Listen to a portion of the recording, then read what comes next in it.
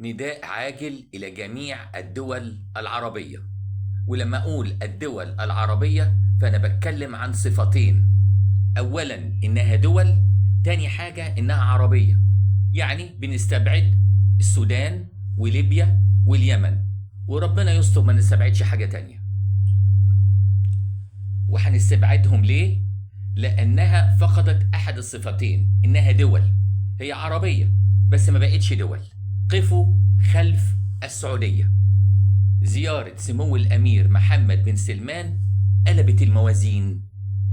من خلال الزيارة دي بمنتهى الصراحة سمو الأمير محمد بن سلمان أثبت للعالم كله، مش لينا احنا بس، أثبت للعالم كله إنه قائد وزعيم وإنسان عظيم بكل المقاييس.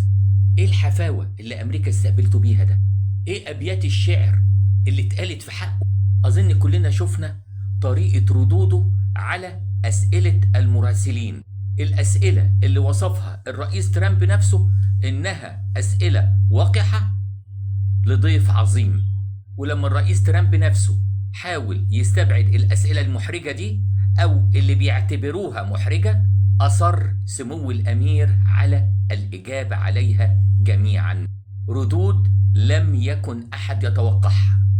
لما بيسألوا سمو عن 11 سبتمبر أظن كلكم سمعتوا الإجابة، وعن مقتل الصحفي السعودي في تركيا. ردود سمو أخرست الجميع، لدرجة إن الصحفية اللي وصفها الرئيس ترامب بإنها وقحة وإن أسئلتها وقحة ما عرفتش بعد كده تجادل في رد سمو الأمير.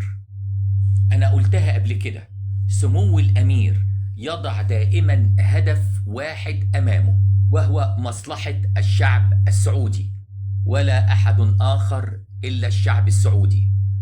لما بعض الدول المحيطة بالمملكة العربية السعودية انتقدت المملكة على اتفاقيات الشراكة الضخمة مع الولايات المتحدة الأمريكية، كان رد سمو الأمير عليهم في زيارته للولايات المتحدة بأنه رفع سقف الشراكة من 600 مليار دولار لتريليون دولار.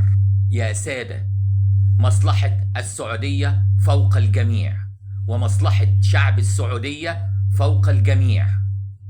الناس اللي بيوصفوا أمريكا بأنها دولة استعمارية وإمبريالية وصهيونية مكانهم الوحيد هو الكهوف، وخليهم في الكهوف يزعقوا ويلطموا ويفتخروا بأمجاد الماضي.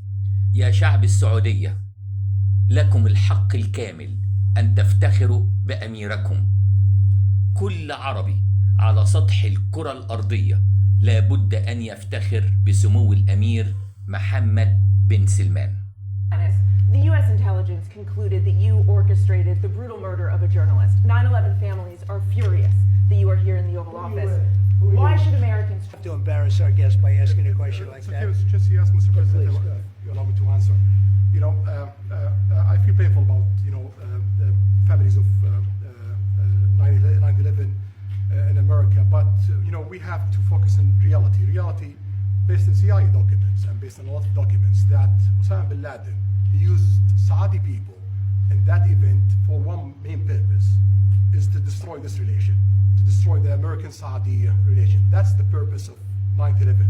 So whoever buying that means they are helping Osama bin Laden's purpose of destroying this relation. He knows that strong relation between America and Saudi Arabia, it's bad for extremism, it's bad for terrorism.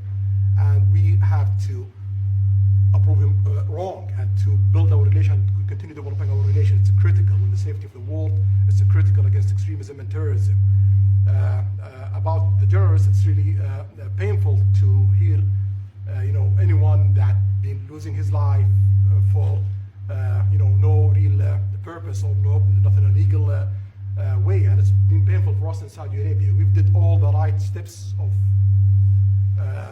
investigation, etc. in Saudi Arabia, and we've improved our system to be sure that nothing happened like that, and it's painful and it's a huge mistake, and we are doing our best that this doesn't happen again.